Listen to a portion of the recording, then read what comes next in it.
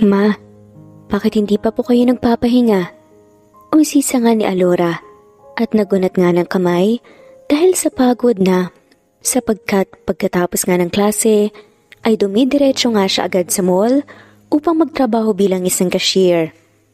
Hindi pa kasi ako dinadalaw ng antok. Sagot nga ng kanyang ina na si Florida. Lumalalim na rin po ang gabi. Umupo nga si Alora sa upuan katabi nga ng kanyang ina. Nakakapanibago lang dahil walang sigla sa boses ni Florida ngayon. Mukhang may malalim nga itong iniisip. Bumuntong hininga ito bago nagsalita upang basagin nga ang katahimikan. Hindi ko na kayang ganitong buhay. Sabi nga ni Florida bigla. Po? Nagtataka nga. Natanong nga ni Alora. Simula nang mamatay ang Yoma, nawalan na rin ng sigla ang buhay na to. Napahinga ng malalim si Alora at malungkot na tinapik nga ang likuran ng kanyang ina at nagsalita. Nandito naman po ako, May. Hindi ko kayo iiwan at gagawin ko po ang lahat mapasaya lang kayo. Wika nga ni Alora. Dahil alam niya na namimiss na nga nito ang dating marangya na buhay. Lumaki kasing may gintong kutsara sa bibig si Florida. Ngunit nang makilala nga niyang asawa at nadala nga sa bugso ng damdamin ay nabuo si Alora. Dahilan upang itakwil nga siya ng sariling mga magulang. May isa sana akong pakiusap sa'yo, Alora anak. Sandaling natigilan nga si Alora sa sinabi ng kanyang ina. Napakunot noo nga siya.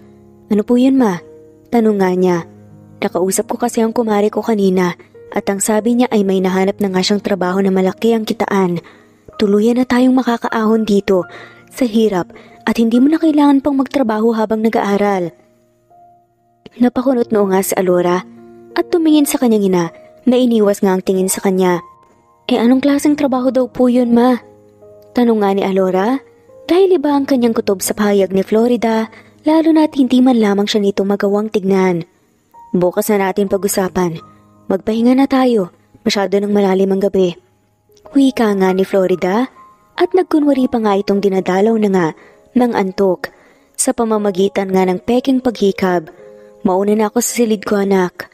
Paalam nga ni Florida nang makita ngang nananahimik nga si Alora sa isang tabi. Wala pang isang kisap mata ay naglaho na nga ang ina ni Alora sa kanyang harapan. Hindi na nga rin niya nagawang magpaalam dito dahil pumapagabag nga sa kanyang isip ang sinabi nga nito kanina lamang. Kinabukasan ay maagang nag-ayos nga si Alora upang pumasok nga sa trabaho. Wala kasi silang pasok ngayong araw ng Martes. Anak, kumain ka na muna dito para naman may laman yung sikmura mo bago ka magtrabaho. Pag-aya nga ni Florida kay Alora habang naghahain nga ito. Hindi tuloy maiwasan ni Alora ang mamangha. Mukhang masarap yan, ma. Malawak ang ngiti na sabi nga ni Alora. Ito lang kasi ang unang beses na naghanda ulit ito ng pagkain para sa kanya. Kailan ba naman naging masama ang luto ko, 'di ba? Pareho pa nga silang natawa sa sinabi nga ni Florida at sabay na kumain. Habang masaya na kumakain ng magina, sa hapag-kainan ay may isang hindi kilalang lalaki ang kumatok sa pinto ng kanilang bahay. Agad namang tumayo si Alora bagaman kumakain upang silipin ang estrangherong kumakatok. Magandang umaga po. Ano pong kailangan nila? Masiglang batingan na Alora nang kanyang pagbuksan ito ng pinto. Ngunit agad naman na humarang sa harapan ni Alora ang ina at yumuko sa lalaki upang batiin nga ito na ipinagtaka nga ni Alora. Siya na ba ang babaeng tinutukoy mo? Tanong ng lalaki na si Alexander. Opo, siya nga po sir. Sagot nga ni Florida. Sinuyod ng tingin ni Alexander si Alora mula ulo hanggang paa na wala man lamang muwang na nakatingin nga sa kanila. Halatang nagugulhan sa inaakto nga at sinasabi ng dalawang nasa kanyang harapan. Naging mabilis lang ang mga pangyayari at nakita na nga lamang ni Alora na may inabot na nga na makapal na sobre si Alexander sa kanyang ina. Ang laki pong pera niyan, ma. Ano pong meron at binibigyan ka ng malaking halaga? Nagugulhan nga na tanong ni Alora. Ngunit yumuko na nga lamang ang kanyang ina at hinayaan na nga lamang na hawakan siya ni Alexander sa braso. Ano sa tingin mo ang ginagawa mo, ma? Bitawan mo nga ako. Singhal nga ni Alora at pinaghahampas nga ang lalaki at tumingin nga siya sa kanyang ina nang may pagtatanong sa kanyang mga mata. Sumama ka na sa kanya, anak. Hayaan mo namang maranasan ko muli ang buhay ng marangya. Wika nga ni Florida habang yakap nga ang makapal na sobre. Ma, naririnig mo ba ang sarili mo? Anak mo ko! Halos hindi lumabas sa bibig niyang tanong sa ina. Hindi magawang mag-sink in. Sa kanyang utak ang nangyayari sa bilis ng mga kaganapan at nakita na nga lamang niya ang sariling nasa loob na nga ng kotse. Walang luha na lumalandas sa magkabilang pisngi at nakatulala na nga lamang si Alora habang nasa backseat. Hindi niya lubos maisip na magpapasilaw sa pera si Florida at magagawa nga nitong ibenta ang sarili niyang anak kapalit ng marangyang buhay na hinahangad nga nitong maranasan muli. Pumasok ka na sa kwarto na yan. Utos nga ni Alexander, ngunit hindi kumibo si Alora. Sapagkat alam ng dalaga na sa oras na pumasok nga siya sa kwarto na yun, ay wala na nga siyang kawala pa. Pumasok ka na. Pag-uulit nga ni Alex na prenteng nakatayo sa kanyang tabi. Nagtatalo naman ang kanyang isip.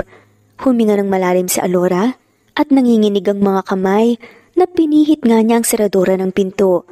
Bagong mabibigat ang mga paa na pumasok sa loob ng silid. Napatingin si Alora. Sa pinto ng sinara na nga ito kaagad ni Alex mula sa labas at umalis. Tuluyan nga siyang iniwang mag-isa. Nagsimulang mag-unahan sa paglandas ang mga luhang kanina pa nga niya pinipigilan sa kanyang mga pisngi. How old are you? Bungad nga na tanong ng lalaking nasa harapan niya sa kanyang pagtalikod sa pintuan. Mula sa pagkakatulala ay nagangat nga si Alora ng ulo, ngunit hindi niya maaninag ang lalaking kaharap niya dahil sa mga luha na patuloy na namumuo sa kanyang mga mata at lumalandas sa kanyang mga pisngi. Walang salita na namumutawi nga sa bibig ni Alora. Ultimo ang kanyang mga kamay, hindi nga niya maikalaw ng maayos dahil sa panginginig nga sa halo-halong emosyon na nararamdaman. I'm Xavier. Maikling pakilala nga ni Xavier at hinagod gang malambot na buhok ni Alora. Napasinghap si Alora sa takot. Gusto niyang magwala at itulak ang binata palayo. Pero alam niya sa sarili na kahit anong gawin niya, na pagtakas wala nga itong silbi. Hinawakan ni Xavier ang kanyang baba at inangat nga ito bago unti-unting lumapit ang mukha ng lalaki sa kanya. Nabigla at naguguluhan man sa ginawa ng binata walang nagawa si Alora at napapikit na nga lamang nang sakupin nga ni Xavier ang kanyang mga labi. Naging mabilis ang pangyayari at ang kanyang naramdaman na nga lamang ang pagbagsak ng kanilang mga katawan sa kama. Ano pong meron at kailangan ko po ng mag-ayos? Tanong nga ni Alora sa lalaki. Kahit paano nawala nga ang bigat sa kanyang dibdib. Buong akala ni Alora na sa unang gabi pa lamang ay makukuha na nga ni Xavier ang kanyang perlas na sinilangan na matagal na nga niyang pinahahalagahan at iniingatan. Ngunit laking pasalamat niya nang hindi nga ito mangyari. Dito ka lang, may kukunin lang ako sa office. Paalam nga ni Xavier at walang lingon na naglakad paalis. Tila nakahinga naman si Alora ng maluwag nang tuluyang makaalis nga ang lalaki sa kanyang harapan. Ngunit ganun na nga lamang ang panlalaki ng kanyang mga mata nang may isang batang babae na yumakap nga sa kanyang binti mula sa likod. Mommy!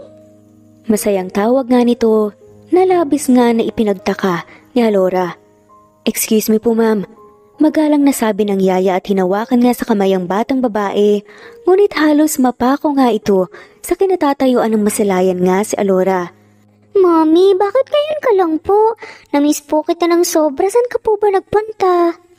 Tanong nga ng bibong batang babae. Umupo naman si Alora upang magkapantay na nga ang mukha nila ng bata at nginitian nga ito. Ang ganda mo namang bata. Puri nga ni Alora sa halip na sagutin ang tanong ng batang babae ay marahan na pinisil nga matambok na pisngi ng bata. Siyempre po, Mommy. Mana po ko sa iyo eh. Bida pa nga nito na kanyang ikinatawa. Nabaling naman ni Alora ang tingin sa mga kasambahay nang makita nga na halos nasa kanya na nga lahat ng atensyon. Pasensya na po. Paumanhin nga niya sa kasambahay nang paglabas nga ni Xavier sa office. Daddy, Mommy is here! Masayang balita nga ng batang babae kay Xavier. Yaya, pakikuha muna si Sunny. Utos nga ni Xavier na agad namang sinunod ng katulong. Ayaw ko po. Kay mami lang po ako sasama. Pagpupumilit nga ni Sunny, sayaya nito. Hindi naman ito pinansin ni Xavier bagkus ay pinasunod nga nito si Alora na ngayon ay takang-taka. Maupo ka. Tumango si Alora at umupo na nga sa upuan sa harapan ng table kung saan ito naroroon. Nandito sila ngayon sa office ng lalaki sa loob nga ng mansyon nito. Binayaran kita, hindi upang gawin kong parausan.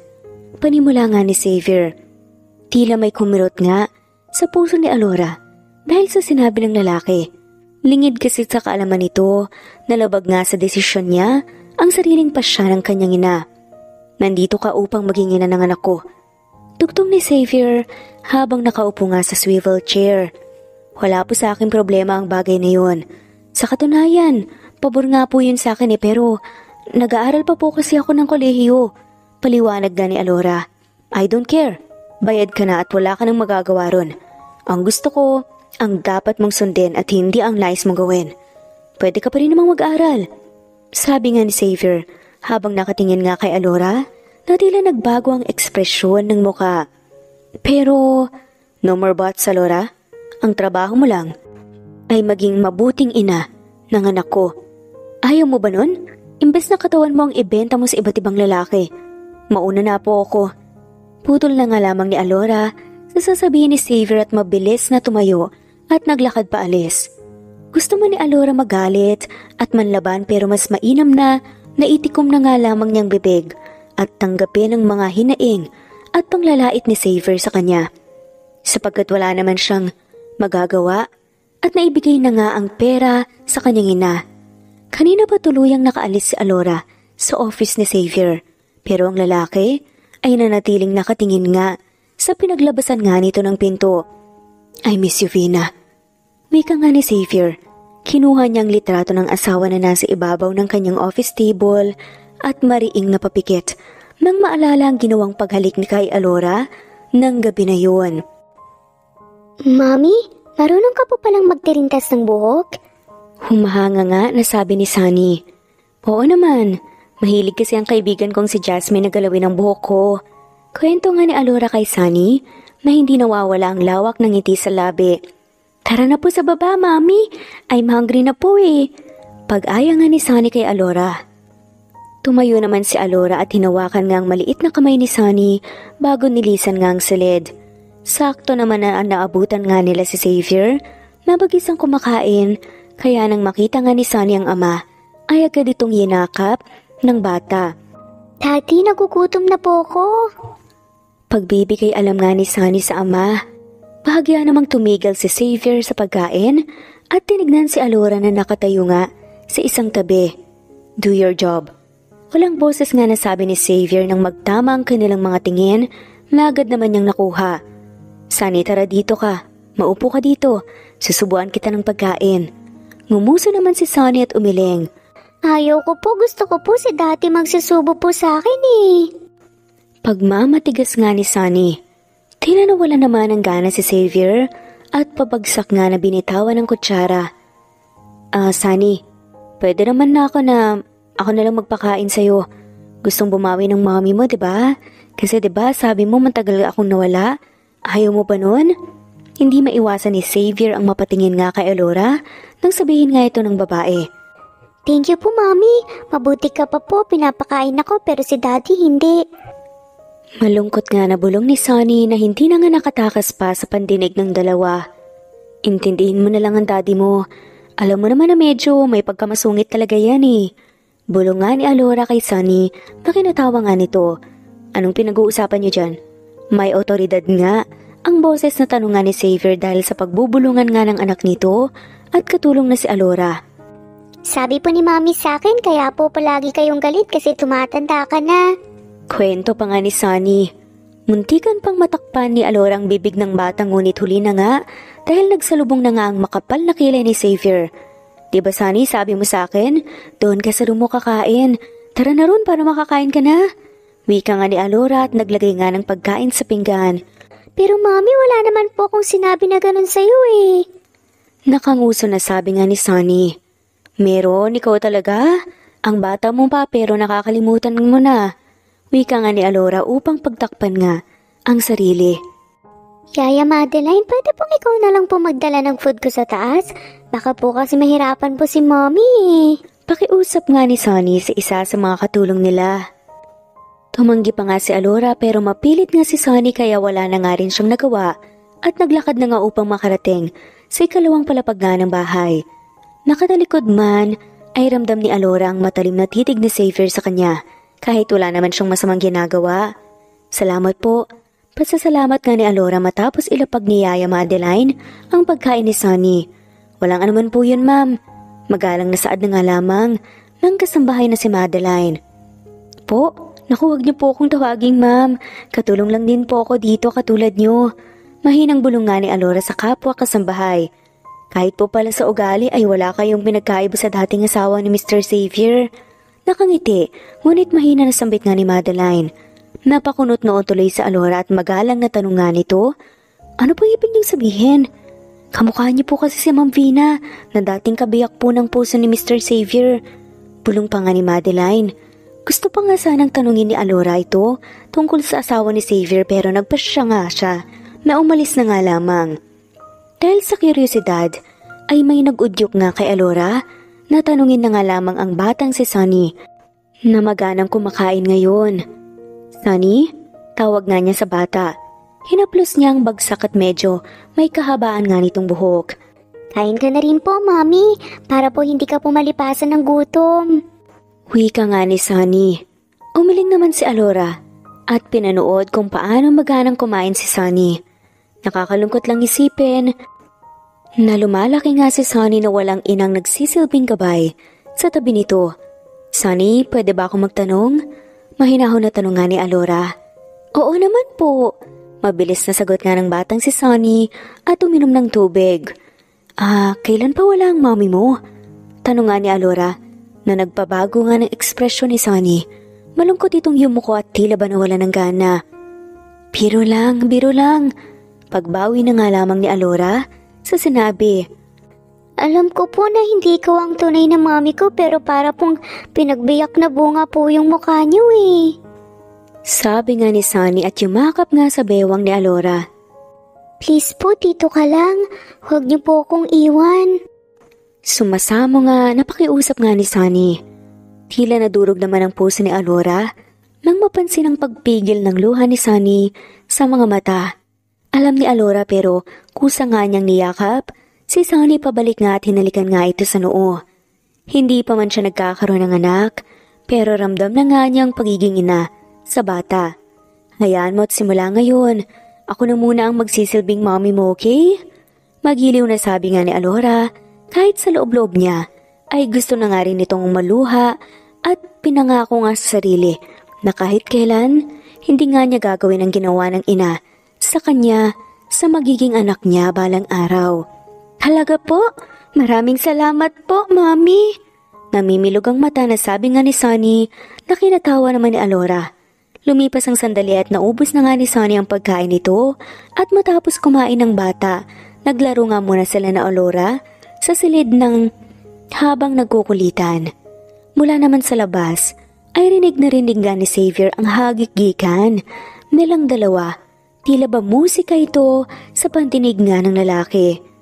My dear Sunny, tanging nasabi na nga lamang ni Xavier at unti-unting sumilay ang ngiti sa kanyang mga labi. Ilang taon na rin ang lumipas simula ng hulinga niyang marinig ang tunay na saya at tawa ni Sunny. Matibay ito at malakas ang loob kumpara kay Xavier na hanggang ngayon ay nakatago pa rin sa dilim at inaalala ang masasayang alaala ng yumao nitong asawa. Sunny, dito ka muna, lilinisin ko lang ang katawan mo sandali ah.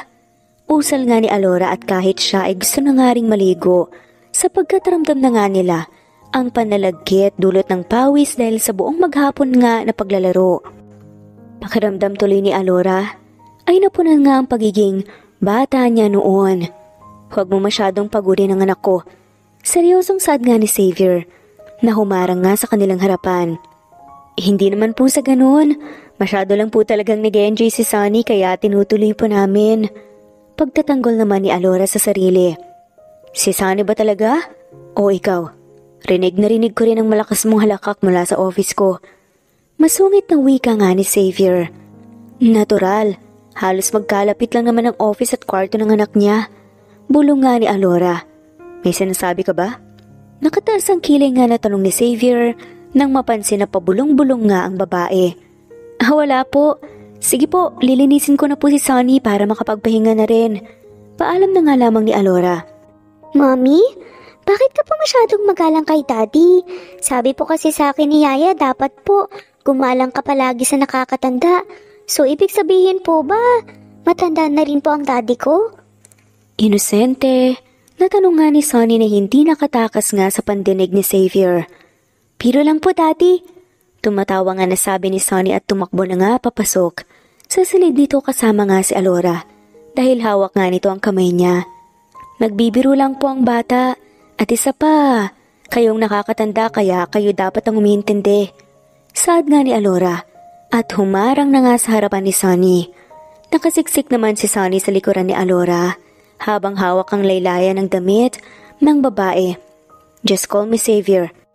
Pati bata dinadamay niyo sa kalokohan niyo. Sabi nga ni Xavier habang nakapamewang. Tanggapin niyo po na kasing matanda na kayo at marupok na rin ang buto niyo. Sabi nga ni Alora at hindi napigilan ng matawa.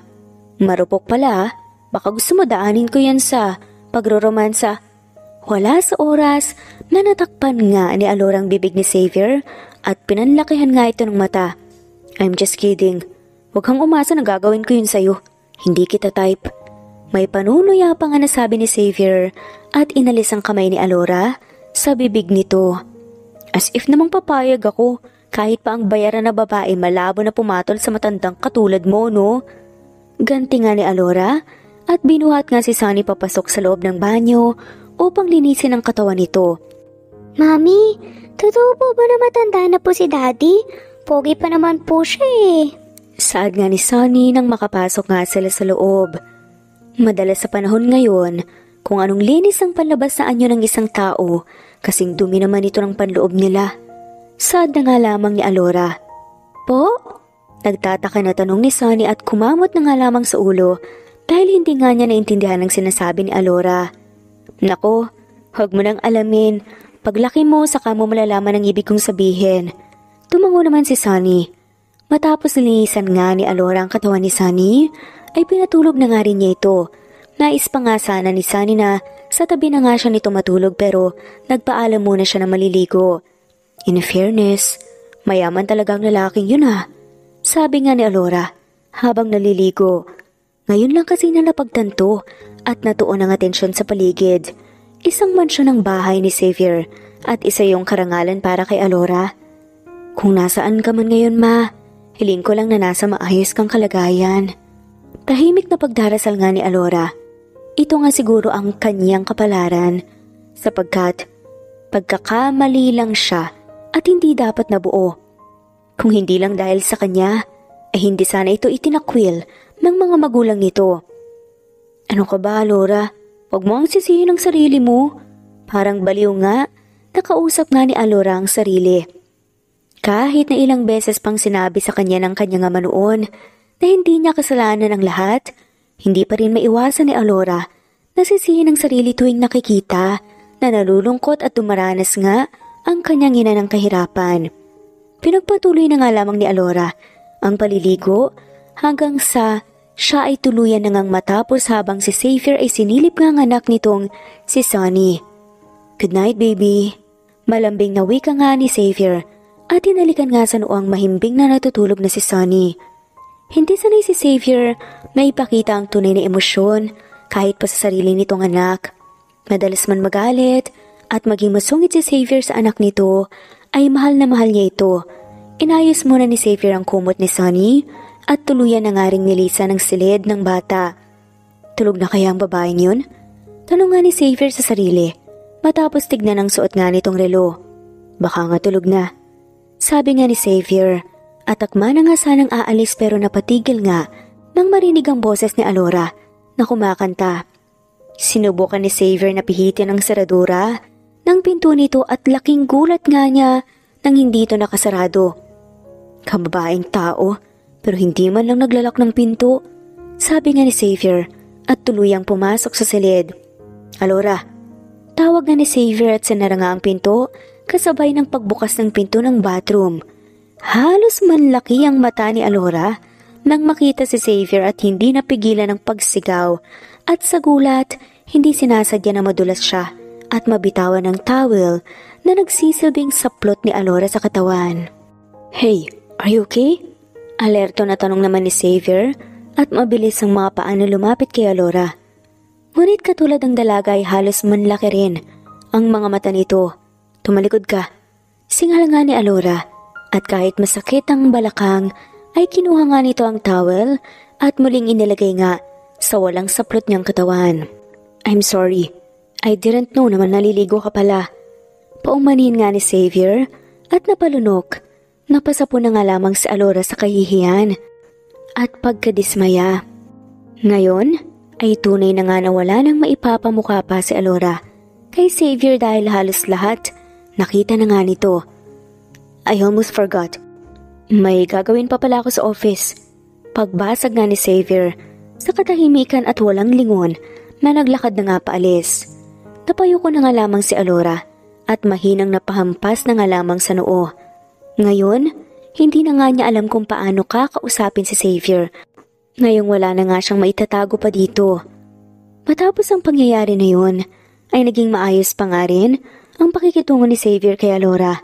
Yun nga lang, hindi pa rin ni Alora maiwasan ang makaramdam ng hiya kay Xavier. Kamusta nga ako? Tanong nga ni Xavier na umupo nga sa tabi ni Alora. Maayos siya, bibo pa rin at hindi nawawala ang pagiging madaldal. Sagot nga ni Alora habang nakatingin nga kay Sunny na masayang naglalaro sa playground kasama ang ibang bata. Good to hear that. Ani nga ni Xavier dahil isang araw din itong wala sa mansyon. Inasikaso nga ni Xavier ang construction business plan sa Batangas kaya hindi na nga rin nagawa pa ni Xavier ang umuwi dahil sa tambak na trabaho. Sunny, kasama ko si mommy at daddy ko. Hindi tulad mo, nayaya lang palagi ang kasama. Maldita nga nasabi ng batang babae na kalaro nito. Ikaw talaga, princess. Ang hilig mo akong awayin kahit na wala naman akong ginagawa sa'yong masama. Alam mo ba yun? Sabi sa akin ni mommy, masama ang mang-away kasi bad daw yun eh. Pagbida nga ni Sunny. Wala kang ang mommy eh, kaya paano niya sasabihin sa'yo, halar? Umirap pa nga ang batang si Princess kay Sunny, ngunit ginawaran lang ito ni Sunny ng matamis ng ngiti. Ayun ang mommy at daddy ko. Turo nga ni Sunny kay Xavier at Alora na magkatabi. At ikaw, nasan ang mommy at daddy mo? Tanong nga ni Sunny na kinatahimik ng batang si Princess dahil lang totoo, hindi nito kasama ang mga magulang nito. Princess, okay ka lang ba? Huwag ka nang umiyak. Pag-aalala nga ni Sunny sa bata nang bigla itong malakas na umiyak. Nagulat na nga lamang si Sunny nang tinulak nga siya ng yaya ni Princess dahilan para mapaupo si Sunny sa lupa. Ang bata-bata mo pa, pero ang salbahe mo na. Galit na sabi nga ng yaya ni Princess kay Sunny na ikinahigbi na nga ng bata. Napatayo naman si Alora nang mapansin ang kanyang masayang itsura. Napalitan nga ng umiiyak na bata. Sunny? Nag-aalalang tawag nga ni Alora. At takbo at lakad nga ang ginawa papalapit roon. Wala ka nang magulang pero ang salbahe mo pa. Singhal pa nga ng yaya nito. Ano pong nangyayari dito? Takang tanong nga ni Alora. Pinatahan nga si Sunny sa pag-iyak na kasalukuyang nakayakap nga kay Alora. Mommy, hindi po ako ang may kasalanan. Humihikbi nga na sabi ni Sunny kay Alora. Ikaw bang yaya ng batang yan? Pagsabihan mo nga yung walang kwenta at salbahe mga laga ha? Singhal nga ng yaya ni Princess. Dahil madalas na mag-away nga ang alaga nito at si Sunny. Mawalang galang lang po ha? Pero hindi salbahe at walang kwenta ang anak ko. At isa pa, hindi magagawang sakta ng anak ko ang alaga mo kung wala siyang ginagawang masama. Mahinahon na sabi nga ni Alora. Mahanang-mahana pala ang alaga mo sa'yo. Sinungaling na nga, pangit pa. Ang galing pumapel. Tila nagpantig na tuloy ang pandinig ni Alora sa sinabi ng yaya sa kanila. Ngunit pilit na pinapakalma ni Alora ang sarili. Kung may magaling man pumapel dito, walang iba kundi ikaw yun. Tignan mo nga po ang sarili mo. Dinaig mo pa ang bata kong magalit. Sabi nga ni Alora. Napigil ang inis na sumabog. Yaya is right. Pangit kayo pareho ni Sunny. Pagsang-ayon pa nga ng batang si Princess at umirap pa nga sa kanila. Kung may dapat kang pagsabihan, yun ay walang iba, kundi ang alaga mo na magaspang ang ugali. Huwag niyo rin malait-lait ang anak ko ha, dahil hamak na maganda ang anak ko. Now I know kung saan pinaglihi. Sabi nga ni Alora at ngumiti. No, she's not pretty. Laban pa nga ni Princess at hinampas pa nga ang yaya nito. Yaya, tell her na pangit siya. Utos pa nga nito sa yaya niya na sinunod naman. See? Pati maling gawain ng bata sinusunod mo. Hindi na ako magtataka kung may magsabi na magkamukha kayo ng alaga mo. Ngumisi si Alora at pinagmasdan ng tingin ng yaya nito. Mommy, stop it na po. Huwag ka na po makipag-away. Saway nga ni Sunny sa kanya. Hindi ako nakikipag-away. Diba sabi ko sa'yo bad yun? Sabi nga ni Alora. Opo, saka mami wag na po tayong pumunta ng zoo. Hirit pa nga ni Sunny. Bakit naman sabi mo gusto mo dun diba? Wika nga ni Alora at binuhat nga si Sunny. Nakikita ko po yung animal like horse eh. Sabi nga ni Sunny na pinagtaka ni Alora. Ganun na nga rin naman ang dalawang nasa kanilang harapan na sina Princess at ang yaya nito. Wala naman ditong kabayo ah. Nagtatakang wika nga ni Alora. Sila po, they're like horse po kasi. Inosente na sabi nga ni Sunny at tinuro si Princess at ang yaya nito. Hindi naman napigilan ni Alora ang mapatawa. Pilya ka talagang bata ka. Natatawa na sabi ni Alora at napapikit na nga lamang ng akma nga siyang sasampalin ng yaya ni Princess. Don't you dare nasaktan ang mag-ina ko or else. Seryoso at nanilisik na nga ang mga mata na sabi nga ni Xavier habang mahigpit na hawak ang pulsuhan nga ng katulong. Xavier, huwag mo nang patulan pa. Wika nga ni Alora at kinalabit na nga ang balikat nito. Ang iba tuloy na kaninang naglalaro at mga abala sa ginagawa ay napunta na nga sa kanila ang atensyon. Sorry po sir, hindi na po mauulit. Natatakot na sabi nga ng katulong at nang bitawan ni Xavier ang kamay nito ay agad na tumakbo nga kasama ang alaga nito na si Princess. Palihim naman na napangiti si Alora. Kung tunay na asawa lang siya ni Xavier, tiyak na kinikilig na nga rin siya ngayon. Next time, huwag kang papayag na saktan ka lang. Sabi nga ni Xavier, nang tuluyan na nga silang makabalik sa kotse. Ha? Naguguluhang sabi ni Alora kay Xavier. Oras na mapahamak ka. Paano na lang ang anak ko? Sa'yo ko siya iniabilin kaya kargo mo kung may mangyari man sa kanya. Paglilinaw nga ni Xavier at sinimulan na nga ang paandarin ng sasakyan.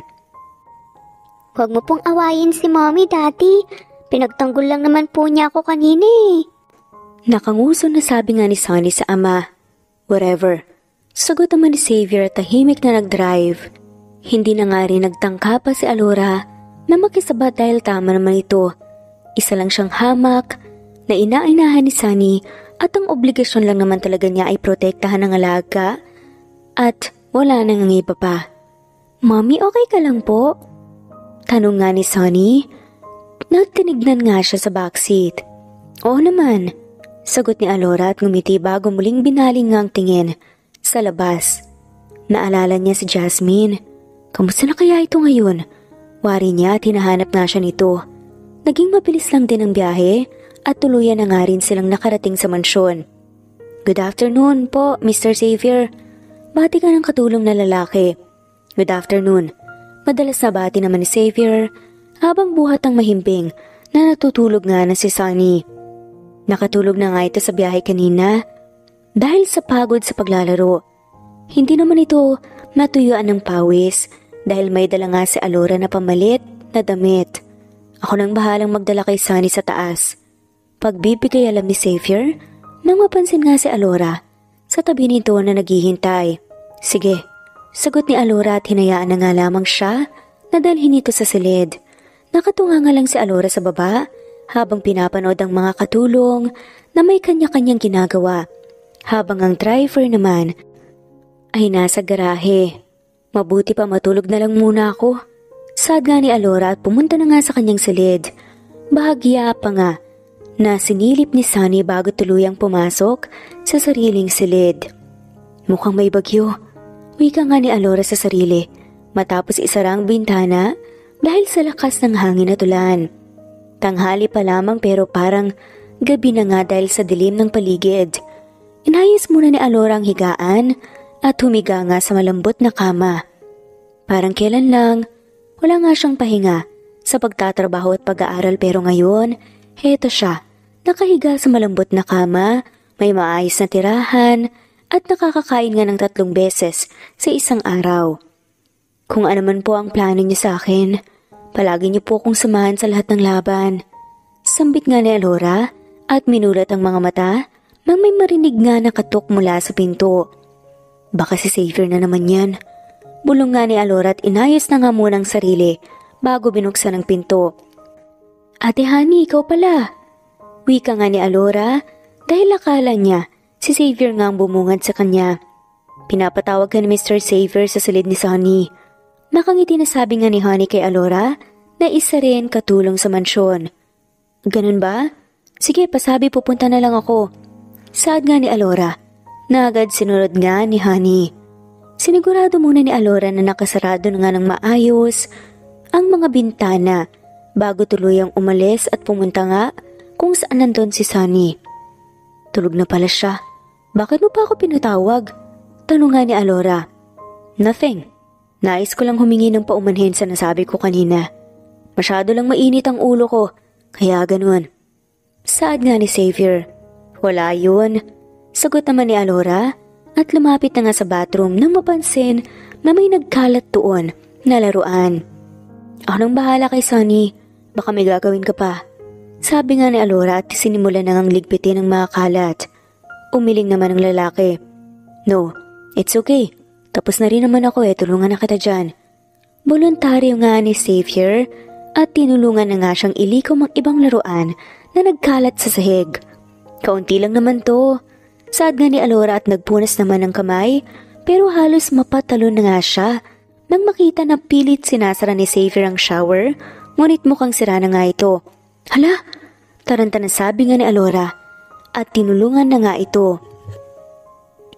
Hawakan mo lang yan. Tatawagin ko si Tatang. Wika nga ni Xavier. Agad naman siyang tumango. Sinubukan nga niyang patayin ang shower ngunit ayaw nga nito. Ilang sandali pa nga niya itong sinubukan bago tuluyang mamatay. Okay na. Hinihingal na sabi nga ni Alora. Nakasalukuyang basang-basa habang si Xavier naman ay nakatulala sa dalaga. Puti kasi ang damit na suot nito. Kaya nang mabasa nga ito ay halata nga ang dibdib ni Alora. Kinuha na nga lamang ni Xavier ang towel at lumapit nga kay Alora para iabot ito. Salamat. Nahihiyang sambit nga ni Alora at akmang aabutin na nga sana ang towel pero inilayo ito ni Xavier sa babae. Xavier, ano ba? Akin na kasi yung towel, nilalamig na ako Usal nga ni Alora at pilit inaabot ang towel. Ngunit tinulak lang siya ni Xavier pasandal sa pader. Vina. Biglang banggit nga ni Xavier sa pangalan nga ng asawa.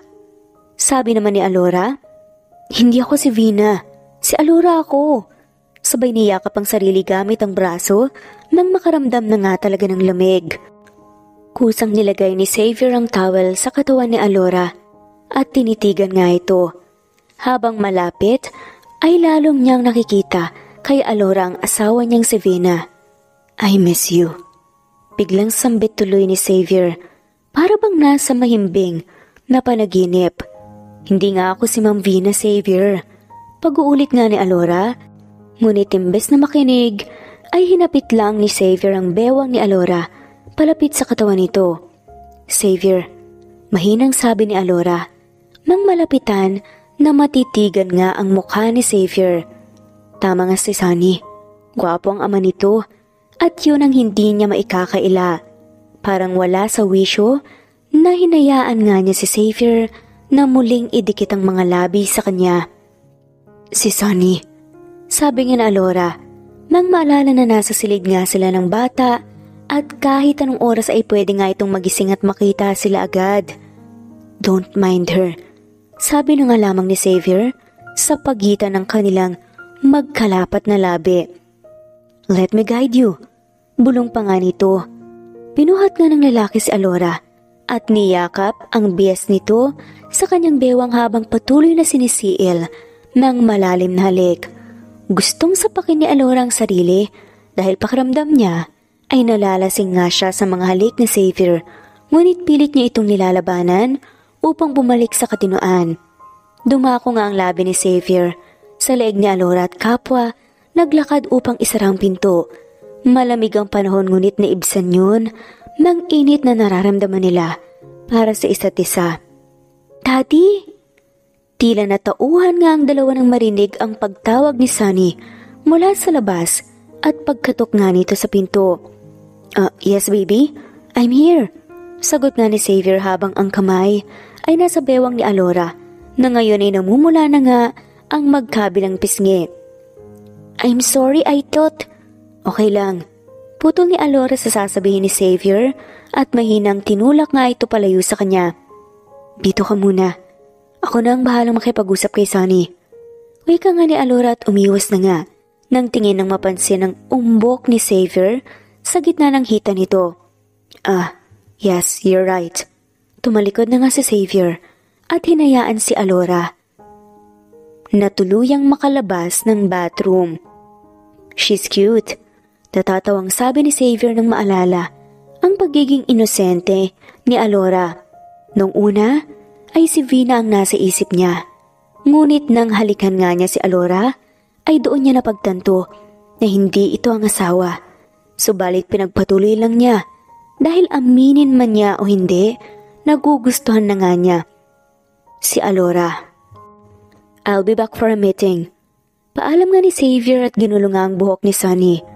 Balik ka po agad masiglang sabi ni Sunny at kumaway nga kay Xavier nang tuluyan na nga itong makaalis.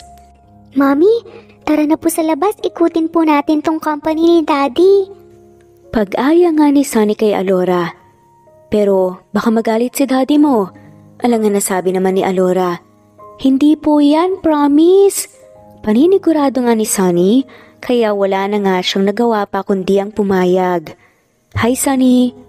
Nabitin sa ere ang pagbati ng sekretarya ni Xavier nang mapadako ang tingin nito kay Alora.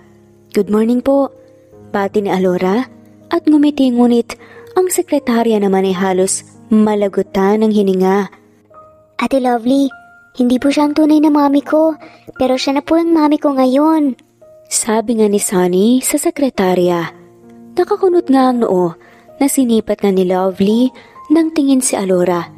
At doon lang ni Lovely na pagtanto na hindi talaga nagkakalayo ang mukha ni Alora kay Vina, maliban lamang sa mata ng mga ito. Ang kay Vina ay itim, habang ang kay Alora naman ay brown. Kung hindi pa titignan ng malapitan, masasabi mo talaga na bumangon talaga si Vina sa libingan nito at nagpakita nga sa kanila. Mauna na po kami, paalam nga ni Alora, habang hawak ang maliliit na kamay nga ni Sunny at sabay silang sumakay ng elevator. Sandali naman itong bumukas at sasakay na nga sana ang ibang employee, ngunit halos matumba nga ang mga ito at tumakbo. Hayaan mo na po sila, Mommy. Noon po kasi palaging nandito si Mommy ko po bago po siya mawala. Kwento nga ni Sunny. Hindi ka ba nalulungkot o hindi mo ba namimiss ang tunay na Mommy mo? Tanong nga ni Alora. Siyempre po, namimiss ko po siya. Sobra po, at the same time malungkot din po ako, pero para po sa akin ay walang mangyayari kung magpapakain lang po ako sa lungkot buong buhay ko. Ang mahalaga po, andyan po si Daddy. At hindi na rin naman po maibabalik si Mommy, pero alam ko po na ang gusto niya po ay yung maging happy po ako. Mahabang sabi nga ni Sunny. Napahanga nga si Alora sa sinabi nito. 5 taong gulang pa lamang si Sunny, pero ganito na nga ang mindset niya. Ngunit hindi na nga nakakapagtaka, nalalaki ito na matalino. Kung anong tatag mo, ay gano'n naman kasing hina ng daddy mo. Mahinang pinisil nga ni Alora ang matambok na pisngi ni Sunny at ngumiti. Speaking of Daddy, bakit po kayo magkasama sa bathroom nung nakaraan? Nililiguan mo rin po ba siya katulad ko? Halos masamid nga si Alora. Sa sariling laway nang sabihin nga ito ni Sunny. Bakit mo naman natanong yan, Sunny? Nautal nga na tanong ni Alora. Curious lang po ako.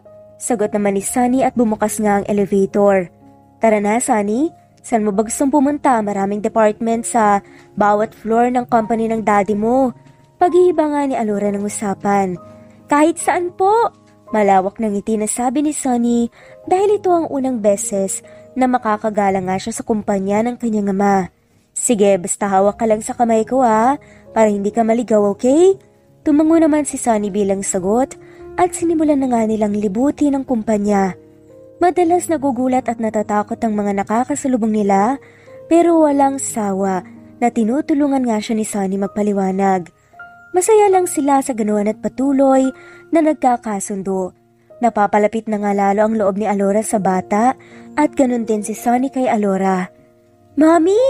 Tumatawa na sigaw ni Sunny na halos marinig sa buong mansyon.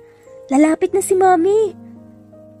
Tumatawa na nga rin si Alora habang may icing ng cake sa kamay nito. Yaya, Honey! Tumatakbo na sigaw nga ni Sunny at tumago nga sa likod ni Honey. Magtatago ka pa riyan Yumuko nga si Alora at sinilip ito. Suko na po ako, Mami! Halakhak na sabi ni Sunny at yumakap nga kay Honey na masayang nanunood nga sa kanila. Mami, si Daddy Turo nga ni Sunny sa likod. Ni Alora kaya agad na lumingon nga doon si Alora pero mabilis na pinahidan nga ni Sunny ang mukha niya ng chocolate. Joke lang po! Wika ni Sunny at humagikgik bago muling tumakbo. Palabas kaya agad nga itong hinabol ni Alora. Tatang Paulo, si Mami po hinahabol ako. Sumbong nga ni Sunny sa driver ni Xavier. Tumakbo ka na doon, dali! Upang hindi ka maabutan ng mami mo. Natatawa na sabi nga ni Tatang Paulo dahil lakas sa nakakahawang kasiyahan ni Alora at Sunny. Sa wakas nagkaroon na nga ulit ng kulay ang mansyon na dating tahimik at walang sigla. Ngayon napupuno na nga ng halakhak. Kay laki talaga nang naitulong ni Alora sa inyong magama, no iho? Tanong nga ni Tatang Paulo nang bumalik nga si Xavier matapos makipag-usap sa sekretarya nito sa kabilang linya. Kilala niyo po ako, Tatang? Sa tagal niyong naninilbihan sa akin, alam niyong hindi ako sanay magpakita ng emosyon. Pero aaminin ko po sa inyo na simula nang dumating si Alora, ay muli akong nagkaroon ng pag-asa. Wika nga ni Xavier na hindi na malayan ang pagsilay ng ngiti sa labi. Mabait at malaga na bata si Alora, iho. Bonus na ang ganda pa nito. Nung ako'y nasa ganyan pa na edad, hiling ko na bigyan ng rosas ang yumao kong asawa. Kwento nga ni Tatang Paulo na sariwa pa rin ang alaala ng asawa nito. Tatang, bakit ba hindi niyo naisip na mag-asawa pa? Usisa nga ni Xavier. Masyado na ako matanda, iho. Sagot naman ni Tatang Paulo. Hindi halata, Tatang, may asim ka pa. Biro nga ni Xavier na pareho nga nilang kinatawa. Walang masama kung mag-asawa ka ng bago. Tiyak na matutuwa pa si Ma'am Vina pag nagkataon. Dahil may nag-aalaga na sa inyong magama. Pero ang sa akin lang ay pumili ka ng taong mamahalin kayo pareho. Payo nga ni Tatang Paulo dahil ilang beses nang sumubok si Xavier ng babae upang maging ina ni Sunny, ngunit lagi nga siyang bigo. Si Alora nga lang pong tumagal sa lahat ng naging ina-inahan ng anak ko Kwento pa nga ni Xavier. Kung ganon, bakit hindi na lang si Alora ang piliin mo, iho? Alangan ka ba dahil sa estado ni Alora sa buhay? Nilagay nga ni Xavier ang kamay sa bulsa ng pants nitong suot. Wala po akong pakialam sa estado ng buhay ni Alora, Tatang. Kung ganon, anong problema? Napakamot si Xavier sa ulo bago nagsalita. Baka hindi niya ako gusto. Saad ni Xavier at namula ang magkabilang tenga niya. Hindi ko akalain na torpe ka pala, iho. Natawa na nga lamang nasabi ni Tatang Paulo at tinapik si Xavier sa balikat. Subukan mo muna, hindi mo malalaman kung hindi mo susubukan. Saad nga ni Tatang Paulo. Napaisip naman si Xavier sa sinabi ni Tatang Paulo. Tama ito. Walang masama kung susubukan nga niya. Lalo na't wala namang mawawala. Magdamag nga itong pinag-isipan ni Xavier hanggang sa sumapit ngang umaga.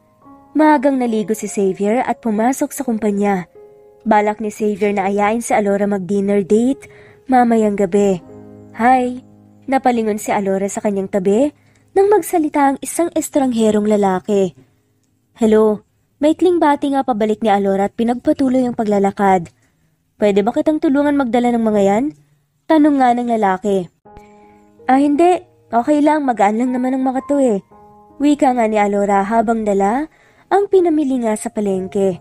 Si Alora kasi ang nag-volunteer na mamili nga ng lulutuin para sa pananghalian habang si Sunny ay pumasok na sa school.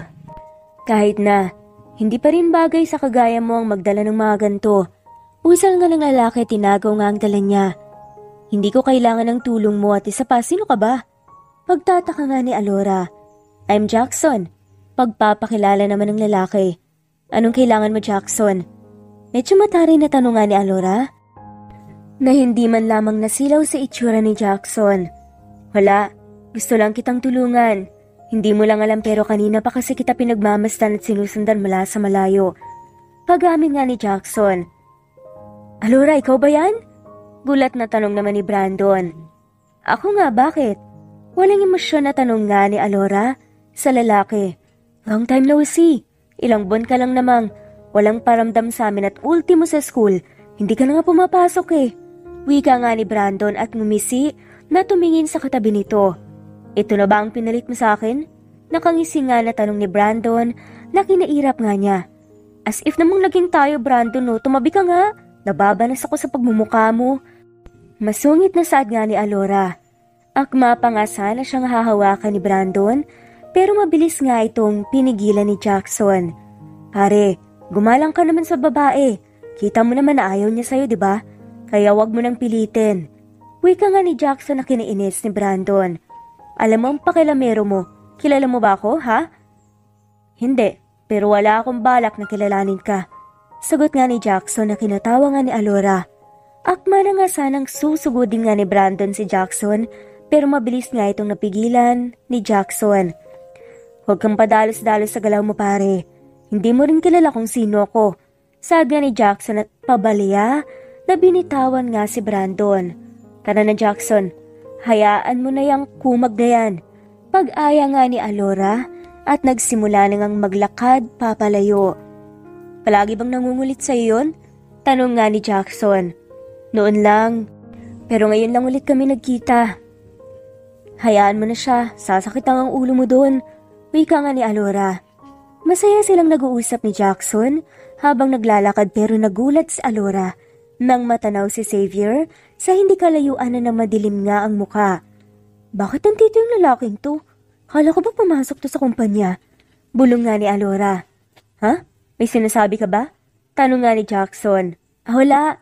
Sagot ni Alora at patuloy na naglakad hanggang sa tumigil nga sila sa tapat ni Xavier.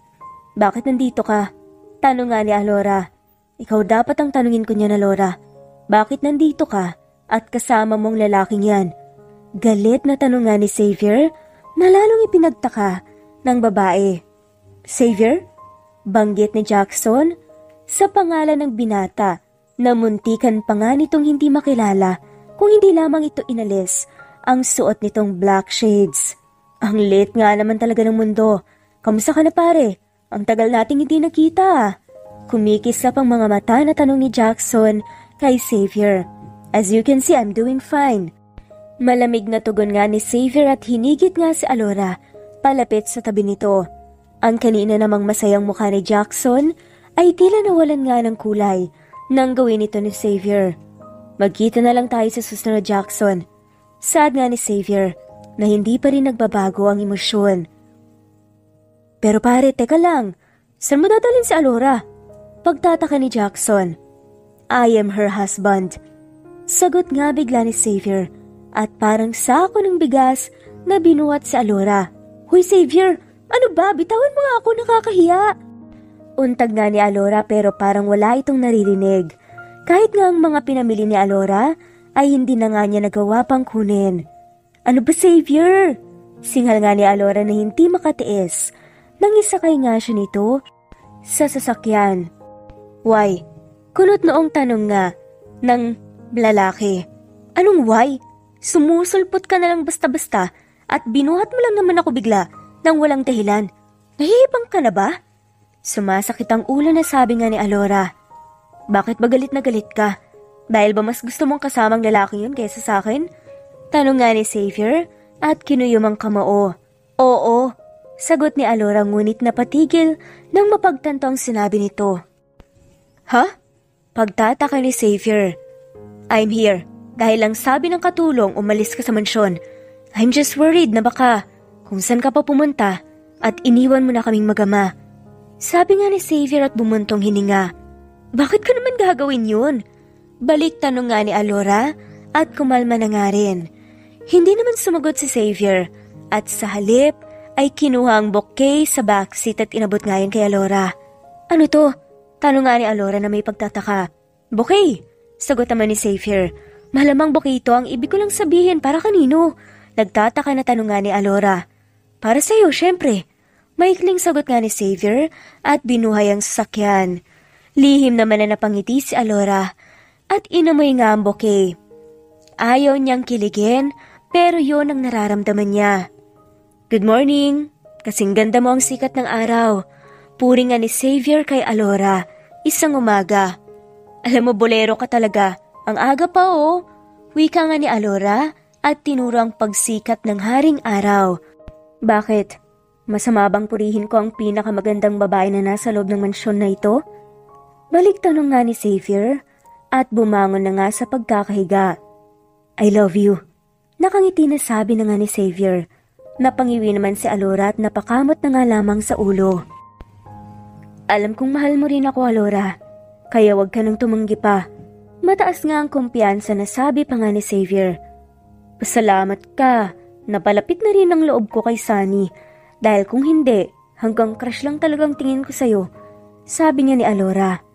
Kahit ilang truck pa ng rosas sa bibilihin ko para sa'yo. At aalagaan ng lahat ng ito upang mas lalo itong lumago at hindi mamatay. May paramdam ko lamang kung gaano kita kamahal. Tapat na sabi nga ni Xavier. Corny mo.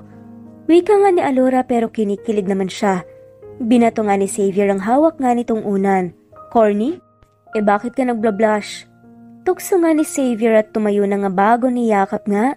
Si Alora naganap na nga nitong kasintahan. Dumaan ang higit isang buwan bago siya tuluyang sagutin ni Alora. Simula nang sinimulan niya ang kanyang panliligaw sa dalaga. Wala ring problema kay Sunny na si Alora ang maging kabiyak ng puso ni Xavier. Dahil una pa lang botong-boto na nga si Sunny kay Alora.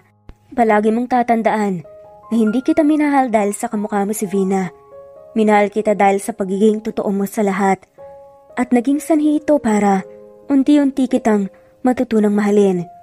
Wika nga ni Xavier at hinalikan nga ang pisngi ni Alora na halos maging kamatis na nga sa labis na pamumula. Mahal din kita, Xavier. Hindi ko lang alam kung paano at bakit. Basta ko sa ko na lang naramdaman ang mabilis na pagtibok ng puso ko tuwing napapalapit ka sa akin. Nakangiti na pag-amin nga rin ni Alora. Parang kailan lang ay wala nga siyang pakialam sa pag-ibig pero tama nga si Jasmine. Oras na ang puso na nga ang magpasya ay wala ka na ngang magagawa, kundi sundin ito. Bukas makalawa ay formal ako magpapaalam sa iyong ina para pumayag na pakasalan ako. Hinampas ni Alora ang dibdib ni Xavier dahil sa sinabi nito. Kasal agad? Halos wala pang isang taon na tayo ay magkatipan na tapos pag-isang dibdib agad? Hindi makapaniwalang tanong nga ni Alora. Bakit? Pinapatagal pa ba yun? Isa pa, bala ko na rin naman rito na rin manirahan ng mama mo. Para naman, hindi ka na mag-alala sa kanya. Hinalikan ni Xavier ang noo ni Alora at hinawakan ng kamay nito bago sinuot kay Alora ang singsing. Hindi na ako naghanda para sa engagement party. Mas gusto ko kasi na ibuhos naman ang lahat ng oras na meron tayo sa ating kasal. Saad nga ni Xavier. Hindi naman naiwasan ni Alora ang mamangha sa singsing na sinuot nga ni Xavier sa kanya. May diamond dito sa gitna at halatang sinasadya ang design. Hindi ka ba masaya? Tanong pa nga ni Xavier nang mapansin ang pagguhit nga ng lungkot sa mga mata ni Alora. Iniisip ko lang ang sasabihin ng ibang tao sa akin at lalo na sa'yo. Sad nga ni Alora dahil laki nga lamang siya sa hirap. Napailing naman si Xavier. Hindi mo kailangang isipin ang opinyon ng iba tungkol sa atin, Alora. Ang mahalaga, mahal natin ang isa't isa at wala tayong tinatapakan ng ibang tao. Ngumiti si Alora at tumango. Tama si Xavier. Hindi niya kailangang magpa-apekto sa iba. Parang isang fairy tale ang nangyari sa buhay ni Alora simula nang makilala nga niya si Xavier. Sino nga ba kasing mag-aakala na mamahalin nga ni Xavier ang isang tulad niya? Tuluyang nanumbalik nga ang kasiyahan sa mansyon, lalo na ang sigla at totoong saya ng mag-ama na sina Sunny at Xavier. Alora, padating na si Mommy mamaya. Masaya na sabi nga ni Xavier kay Alora nang maabutan nga itong masaya na nakikipagkulitan kay Sunny. Okay ka lang ba?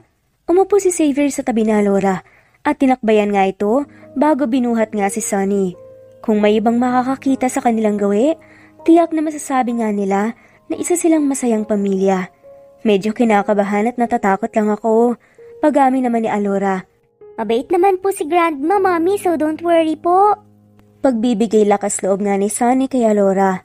Hindi na talaga ako magtataka kung bakit lumaki kang mabuti na bata. Sabi nga ni Alora at hinalikan nga si Sunny sa pisngi. Lumipas nga lang ang ilang sandali ay tuluyan na nga rin nakarating ang mommy ni Xavier sa mansyon. Magandang umaga po. Medyo nahihiya pa nga nabati ni Alora sa ina ni Xavier na si Grace. Bahagya namang napataas nga ng kilay si Grace nang makumpirma na kamukhang kamukha nga ni Alora si Vina. Grandma! Tumatakbo nga nasabi ni Sunny at yumakap nga kay Grace habang si Xavier naman ay humalik nga sa pisngi nito. Ma, meet my fiancé Alora. Wika nga ni Xavier at nilagay na nga ang kamay sa bewang ni Alora. Where's your parents? Walang kurap nga na tanong ni Grace kay Alora. Pumanaw na po kasi yung ama ko habang ang ina ko naman po mag-isa sa bahay. Sagot ni Alora na halos maghabulan nga ang daga sa dibdib. So, isa ka na palang alila. Balita ko binayaran ka lang ng anak ko para maging ina-inahan ng apo kong si Sunny, tama ba ako? Mom, saway naman ni Xavier pero pinigilan ito ni Alora. Totoo po yon, sagot ni Alora. Kinuha nga ni Grace ang cheque sa bag nito at pirmahan. Sabay sabing, kunin mo.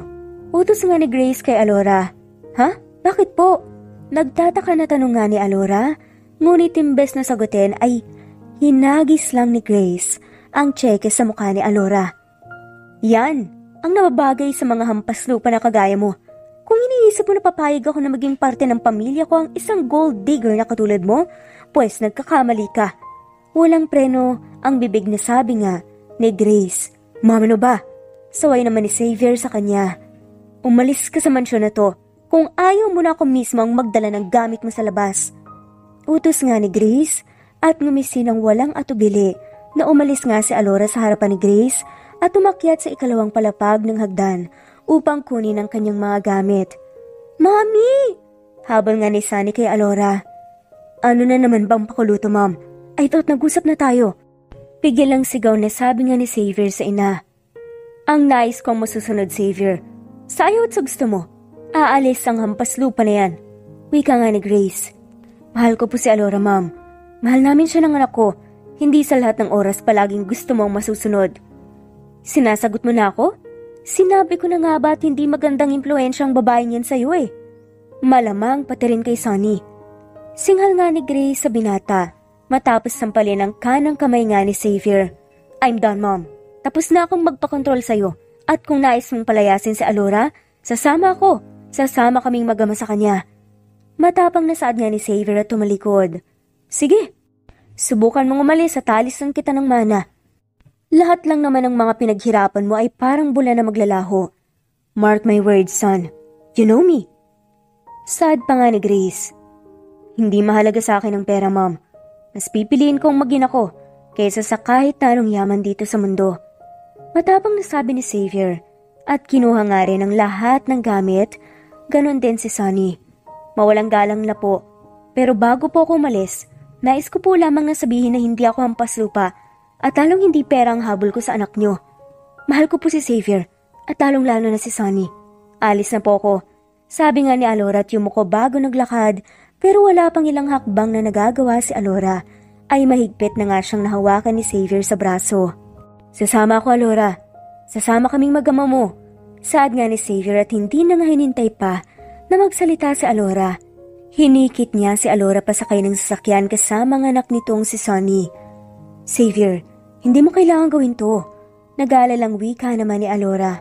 Ngunit matigas talaga si Xavier. Kung saan ka, Alora, doon din kami ng anak natin. Saad ni Xavier at nilagay nga ang mga gamit sa loob ng sasakyan. Sunny anak, magpaiwan na kayo dito ng daddy mo. Sasama po kami sa'yo, Mami. Putol nga ni Sunny sa sasabihin ni Alora at niyakap nga si Alora ng mahigpit. Mahal na mahal kita, Alora, at kaya kong isakripisyo ang lahat ng bagay na meron ako. Huwag ka lang mawala. Taus-puso na sambit nga ni Xavier at hinalikan nga si Alora sa noo bago niyakap si Sunny at Alora na magkayakap. Naiwan namang nakatayo si Grace hanggang sa tuluyan nang makaalis ang anak nitong si Xavier kasama ang dalawang babaeng pinili nito. Ganun na ba talaga ako kasamang ina, Paulo? Nakayuko na tanong nga ni Grace na halos mga tugna ang tuhod. Lumapit naman si Tatang Paulo at inalalayan nga ang babae na maupo. Hindi ka nagkulang bilang ina ni Xavier, ma'am.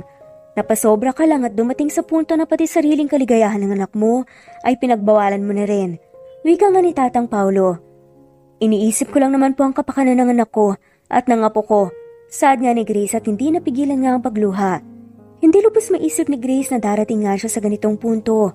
Mahal niya ang anak at ayaw nga niya na makita na halos patayin nga ni Xavier ang sarili upang makalimot lamang sa sakit na dulot ng babaeng mahal nito.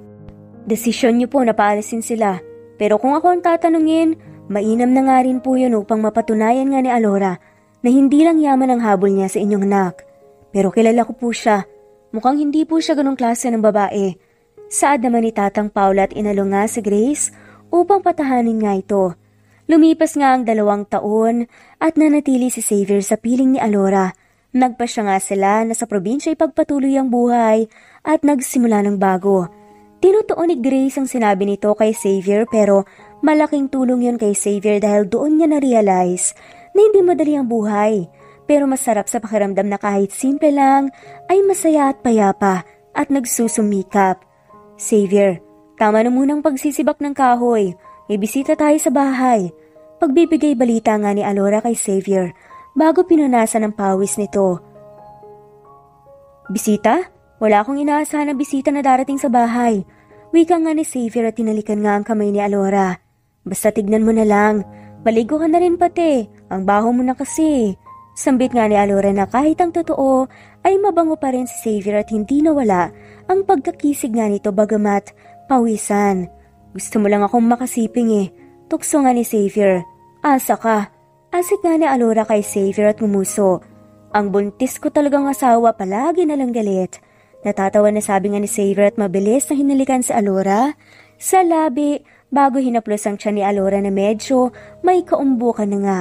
Gusto mo bang gawin natin kambalang magiging anak natin? Bulong pa nga ni Xavier.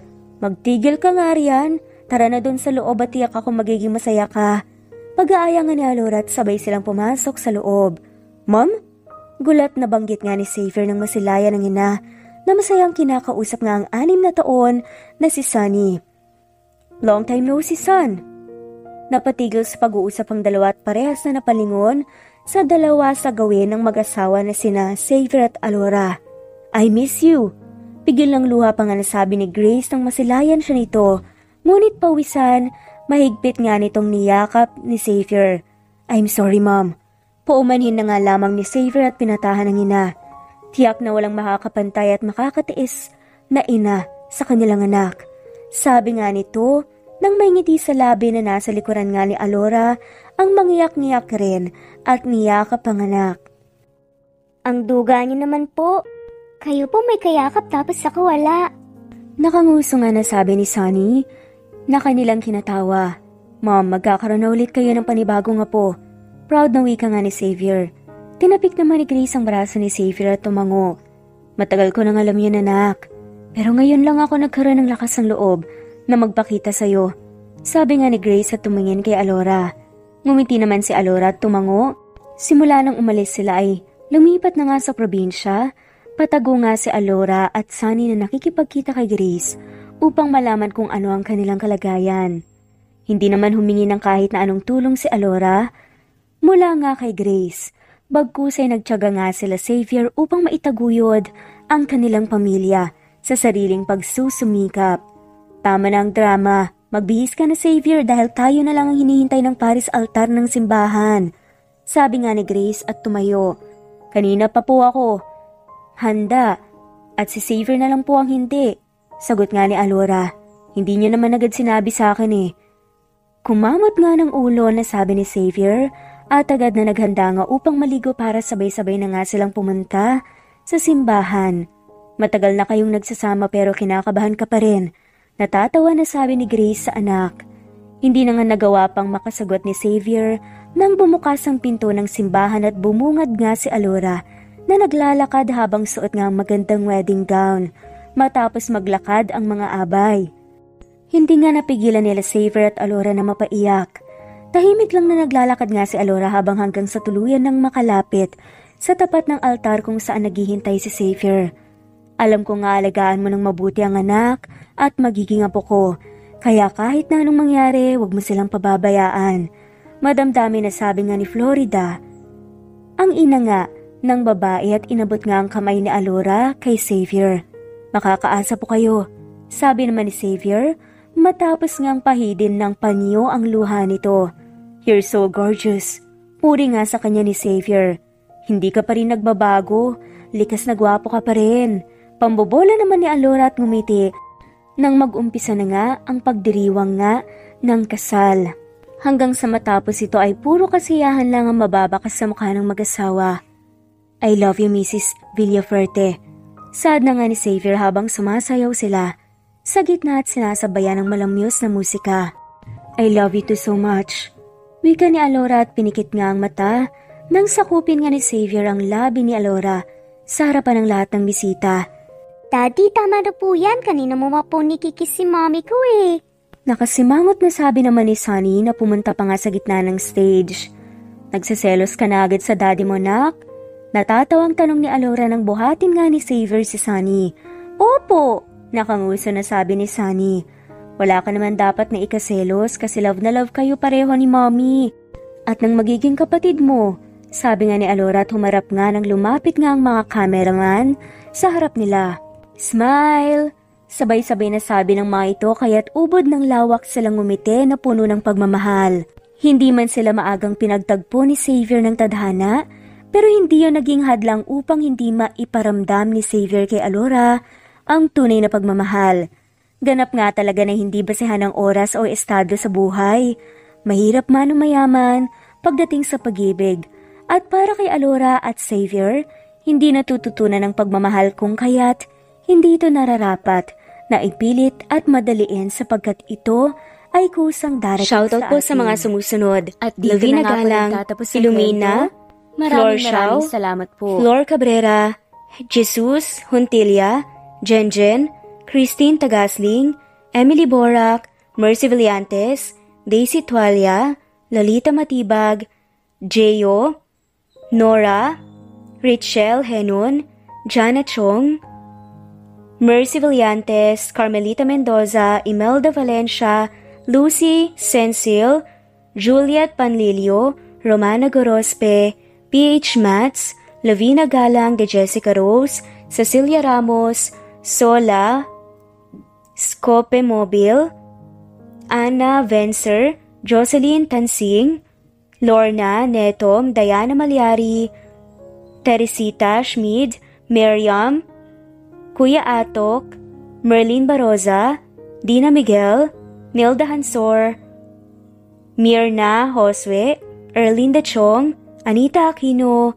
Alma Palines, Maria, Teresa Bolie, Rose Martinito, Cherry Amoroto, Merly Lu, Melinda Villamin, at shoutout na rin po sa lahat. Maraming salamat po. Muli ito ang Cat Amazing Stories. Thanks for listening.